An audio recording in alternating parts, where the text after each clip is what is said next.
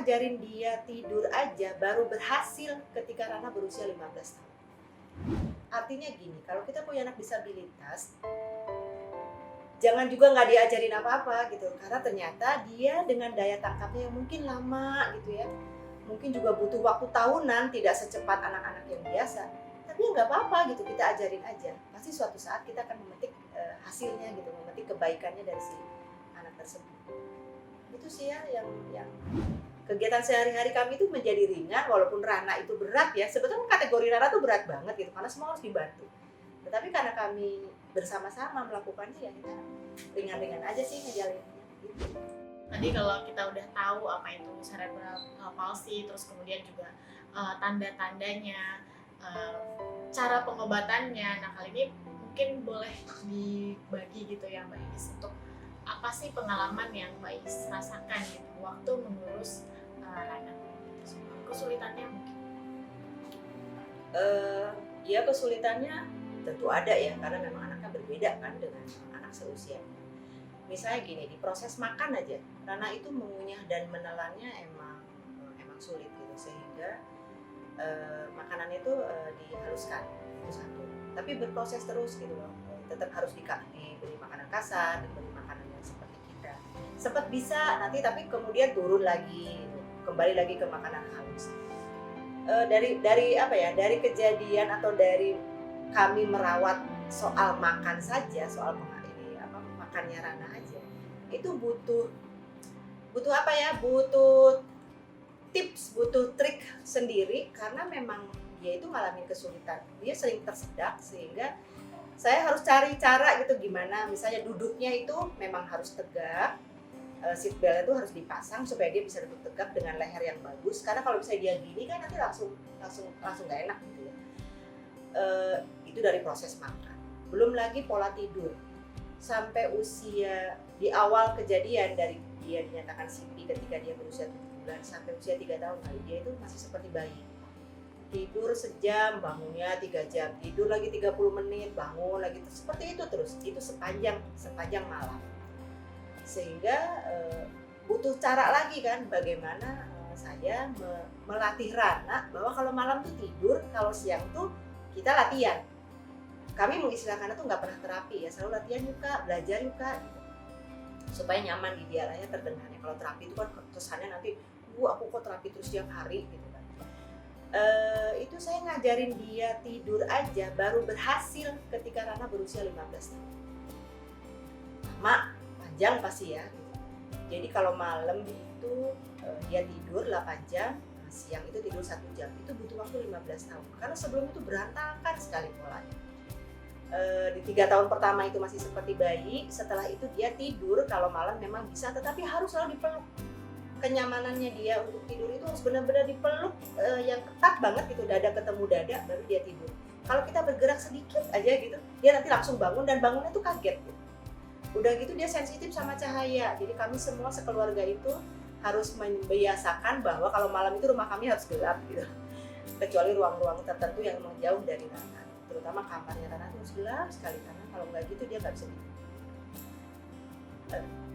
Itu tadi ya 15 tahun sampai akhirnya dia sekarang bisa nyaman tidurnya sendiri, bahkan dia sudah nggak mau sekarang tidur ada orang lain gitu di sebelahnya, dia udah nggak suka karena mungkin dia sudah dewasa ya, sudah 24 tahun mau 25 sekarang. Buat dia sebagai gadis gitu ya, sebagai anak gadis 25 tahun malas sekali ya gitu tidur di sebelahnya ada orang lain gitu. Jadi dia selalu tidurnya sudah sendiri, sudah nyaman.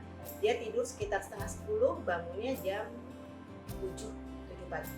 Artinya kan sudah perjuangan saya 15 tahun melatih dia berhasil gitu.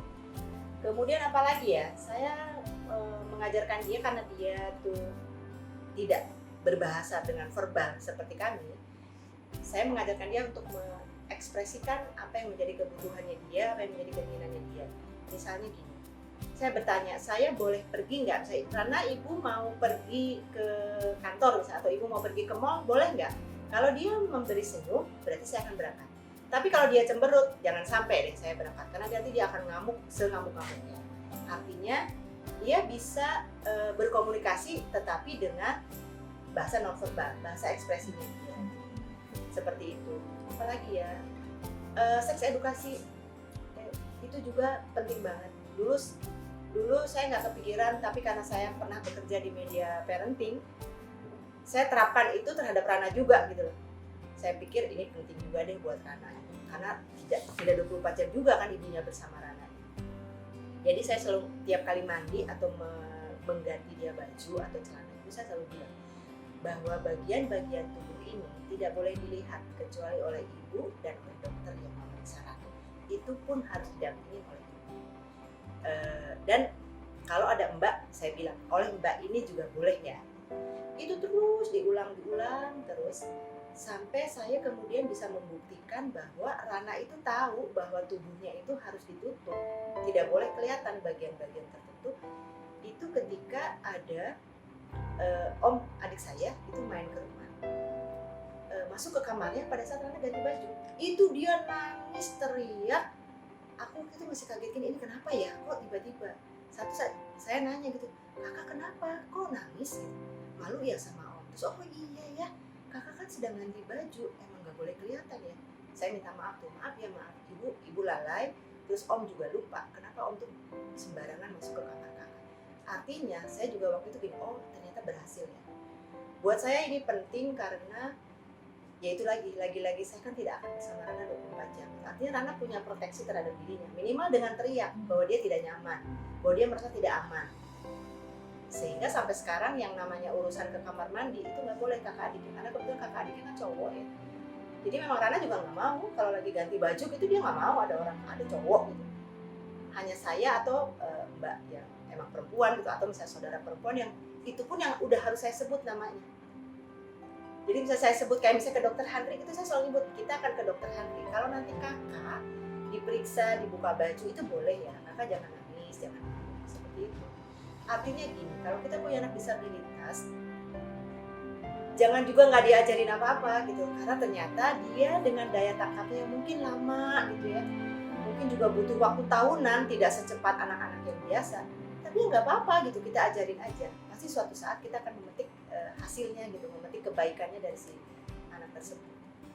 Itu sih ya yang saya lakukan untuk Rana ya. Tapi yang jelas saya, kakak adiknya itu emang ya kita pasti ada sedihnya, ada cemas-cemasnya, tetapi ya apa ya, kita sama-sama lah bahu membahu untuk sama-sama membesarkan Rana gitu, menjadi bagian dari Rana kita semua satu rumah itu, supaya ya Rananya senang, kitanya juga senang, kitanya tenang juga kan. Kalau misalnya kita melakukannya dengan apa ya, dengan penuh kasih sayang tuh menurut saya ya akhirnya jadi ringan sih.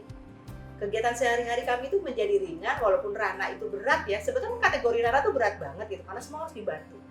Tetapi karena kami bersama-sama melakukannya ya kita ringan-ringan aja sih ngejalanin gitu. Sebelum berlanjut ke ceritanya Mbak Is, Dok, tadi mau bertanya juga, tadi kalau misalnya pengalamannya Mbak Is dengan Rana itu masalah tidur, tadi jam tidur, apakah memang anak dengan cerebral palsy itu memiliki berarti kesulitan gitu ya, problem yang sama? Iya, semua ya. Jadi anak CP itu makin besar, maka risiko problem tidur akan makin besar juga, karena secara alamiahnya kan makin besar umurnya makin aktif kan. Nah, kita tuh badan kita itu terjaga pola tidurnya ketika juga aktivitas kita juga seimbang. Nah, anak-anak CP ini kan aktivitasnya terbatas, sehingga pola tidurnya juga jadi berantakan. Nah, kalau dia ada epilepsinya juga, nah ini juga berakibat buruk pada kejangnya, jadi makin banyak kejangnya gitu. Nah, saya selalu mengajarkan untuk sleep hygiene ya. Jadi kalau anaknya makin besar, kita harus berikan aktivitas fisik yang rutin ya, kayak tadi kayak pada Rana. Jadi pagi sampai siang itu latihannya apa dok? Ya yang biasa diberikan oleh fisioterapis. Jadi ibu belajar juga, nanti dikerjakan pagi, siang, habis itu istirahat dulu, tidur siang, nanti sore lagi. Nah kalau dia cukup lelah, ada aktivitas, maka itu hormon-hormon tidurnya juga akan timbul gitu. Nah tadi salah satunya tadi dengan ruang yang gelap itu kan hormon melatonin kita akan keluar. Makanya Rana butuh yang gelap banget supaya melatoninnya keluar. Kalau kita kan udah begini juga bisa tidur kan. Nah itulah yang membantu anak-anak sipil untuk pola tidur, karena pola tidurnya harus dijaga normal, karena kalau enggak nanti yang merawat juga kepayahan kan. Dan tidur itu penting buat anak ya, walaupun anak dengan CP harus sesuai dengan pola biologis normal supaya dia juga nggak uring-uringan gitu. Nah, pemahaman mereka itu harus paham kenapa saudaranya harus seperti ini, kenapa kondisinya seperti ini, dan dengan kondisi seperti ini apa sih yang bisa kita lakukan untuk membantu dia, membantu Rana lebih nyaman. Adik sama ibu itu kemampuan mengasuh Rananya udah sama loh. Memberi makan sama terampilnya, terapi sama terampilnya. Nah dengan kayak gitu kan malah tumbuh ya tanggung jawab di dia gitu. Di kedua saudaranya ini malah tumbuh tanggung jawab bahwa Rana itu bukan cuma bagian dari ibu, tapi Rana juga bagian dari kami, gitu. Bagian dari saya. Tapi apakah ada pernah momen di mana mungkin kakak dan